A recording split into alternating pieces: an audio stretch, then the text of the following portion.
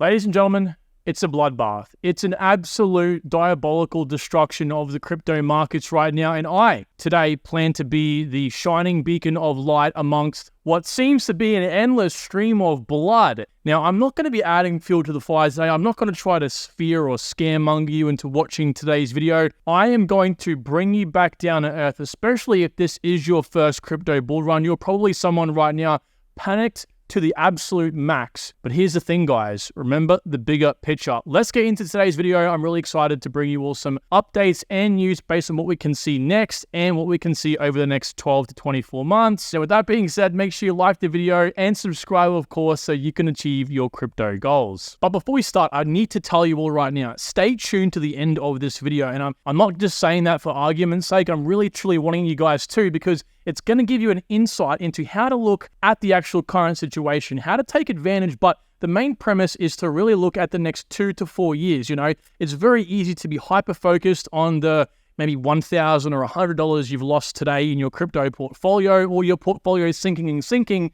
But in reality, this is nothing but an accumulation point for the next 2 years, which will give us the ability to make millions in what comes next. 2026 to 2030 is going to be massive, and I want to tell you guys how to fully take advantage. Trust me, it's going to be worth it. And it's quite astonishing because, you know, I come to CoinMarketCap and I can very easily gauge just how you guys might be feeling. Again, for those of you who are especially in it's your first cycle, I always look at the fear and greed index as a good indication of this. You know, not long ago it was at 84. Now it's at 49. So I know there is some of you looking at Bitcoin right now thinking to yourselves, how has it fallen beneath $39,000? These macro guys were screaming it won't fall beneath $40,000. And we had Alex Becker last night say, you know, the bulls are really starting to take over and the bears are withered and wasted and it's all going to start turning good soon. This is the beauty of crypto. No one knows, okay? So this is probably one of the good lessons that we can all take in here, is that as much as I or others might say to you, this is what we think is going to happen, take your own opinion on board. And if you can, do some of your own research and maybe just keep yourself accountable. So again, Bitcoin is falling down consistently here in price. And I know that some of you are probably looking at your portfolios thinking to yourself, Kyron, I'm down $1,000 today. Kyron, my whole portfolio is down 20 or 30% today. How is Solana now above where I averaged in, and all these projects? This is why I decided to do this poll today. It's 8 hours ago. I wanted to see what you're all sort of feeling like and kind of how you are positioned in the current market to take possibly advantage of what I'm going to mention here in a second, what may come next. I'm not trying to fearmonger. I just want to kind of give you all a transparent outlook. And so, yeah, I kind of wanted to gauge the market and just, again, put a pulse on what you might be thinking and saying to yourself. And some of these comments were really, really great. A lot of you guys have a very steadfast point of view. You're not really concerned too much. And I can see some of you are, well, when I say some, I mean a lot of you are actually 100% in crypto right now. Now, I like one of the questions a gentleman down here asked me. He said, Kyron, what's the actual answer to this question? And there really is no actual answer, because if we have a look over here at, you know, the market, we are very eerily similar to what happened over 4 years ago to the day, exactly almost a week in, you know, discrepancy. We had a massive crash. So for all I know, you guys in 100% cash right now might be the oracles of the world. You might be able to make millions of dollars if we do decide to have a crash next. Who knows? Again, maybe we go up 100% tomorrow, and some of you guys who are more in crypto are the oracles. But that's it, right? This is what I want to get at. There's no one-size-fits-all thing here. If you ask me, again, you all know how I believe that 70% in crypto is and 30% in cash is likely the best, I guess, risk to reward ratio based on just pure data, which is like how I like to position myself in the markets. But anything could happen. So here's why I think, though, that people who are a little bit in cash probably are going to be slightly advantageous or have an advantageous position against people who are 100% in crypto.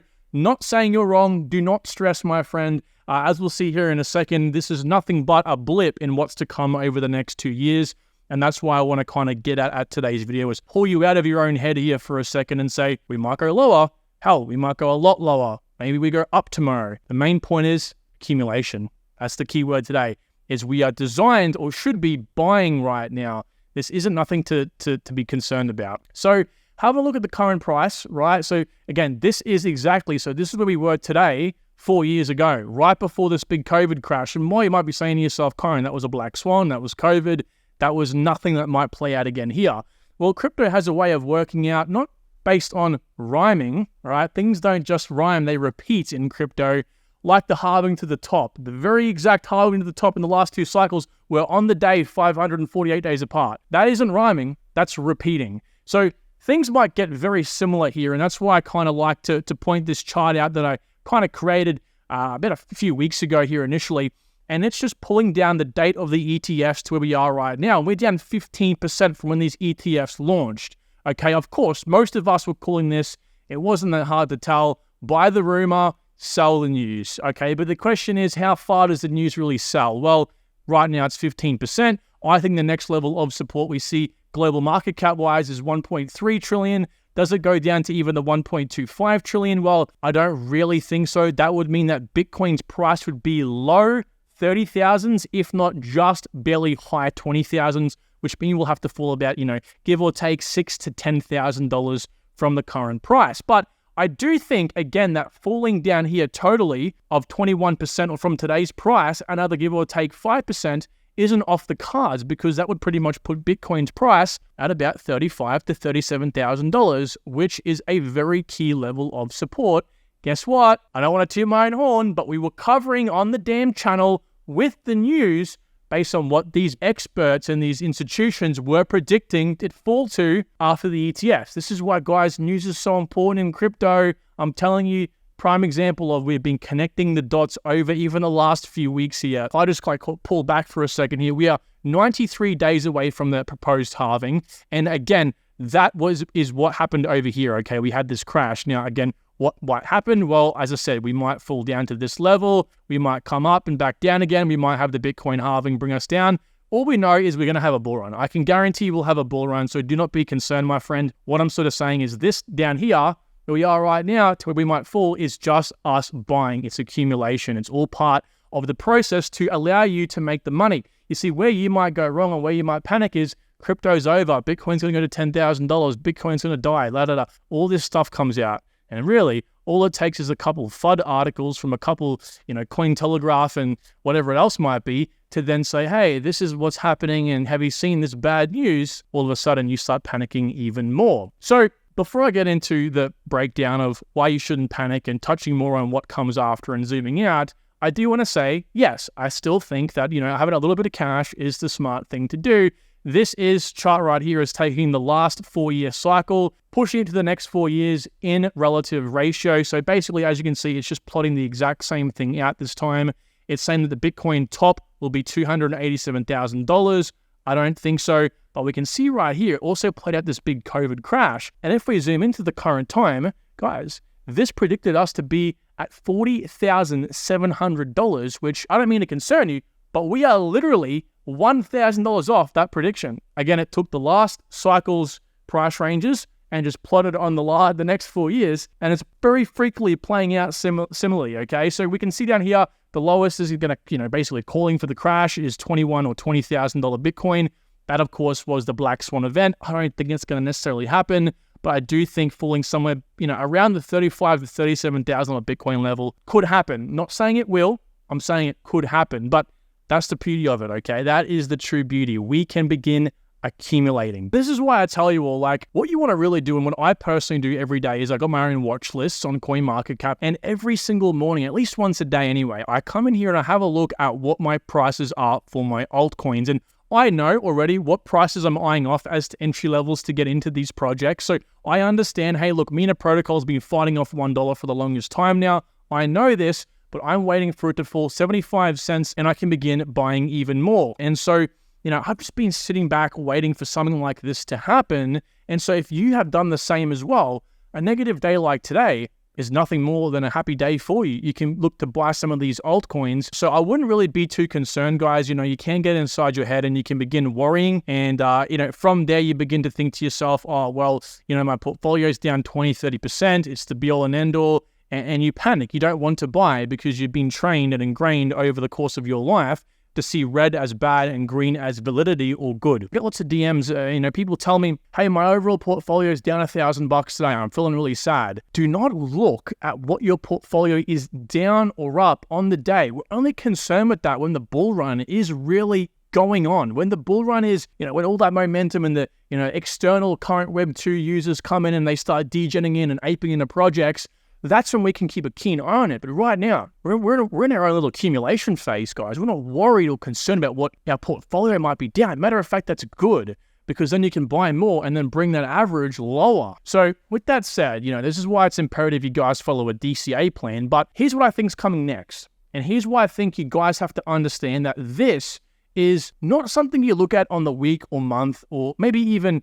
6 monthly time frame. It's a multi-year plan, because the Bitcoin halving, as I mentioned in yesterday's video, is likely to, bring prices a little bit lower. Now, I've speculated we could probably see something like this unfold, come up and then a little bit down in the halving over here, and then before we eventually come up. This could definitely play out. Of course, we have all this time over here to buy. And traditionally speaking, we do have a dip after the halvings. It's what happens.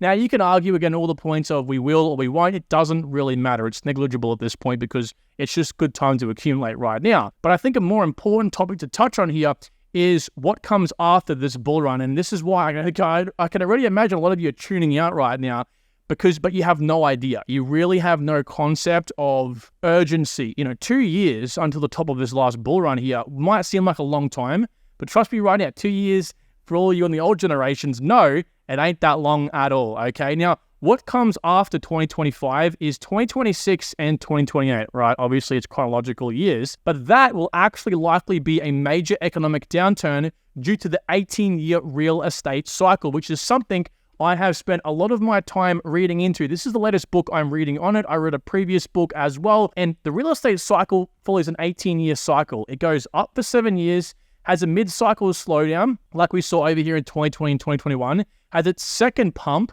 where obviously we had this blow-off moment, and then it has a major correction, which is what caused the 2008 GFC, except this time, with the debt mounting and all this extra external macroeconomic problems, this is likely to be even worse than the 2008 GFC. So what I'm sort of getting at is I want you guys to please understand, following something like this, which is what I talk about on the channel quite a bit, or at least used to, which was looking at this, 2025 run and the 2030 run, which obviously will come in the next cycle, as a major compounding effect. Ideally speaking, what you want to do in this case is right now, this is XLM as an example, you might have $10,000 worth of XLM you buy today. Well, if you sell it all in the bull run, if you just sell it all, don't worry about hodling for the long run. Oh, I buy it, 12 cents today. Well, over here in 2030, it might be $20. That's let's just say 100x. That's crazy. But don't do that. Don't listen to people that tell you to hodl, okay? Because if you hodled past this and just sold over here, that's whatever 10,000 times 100 is, that's maybe $1 million you might profit. But if you compound, you sell it all in 2025, and then in 2026 to 2028,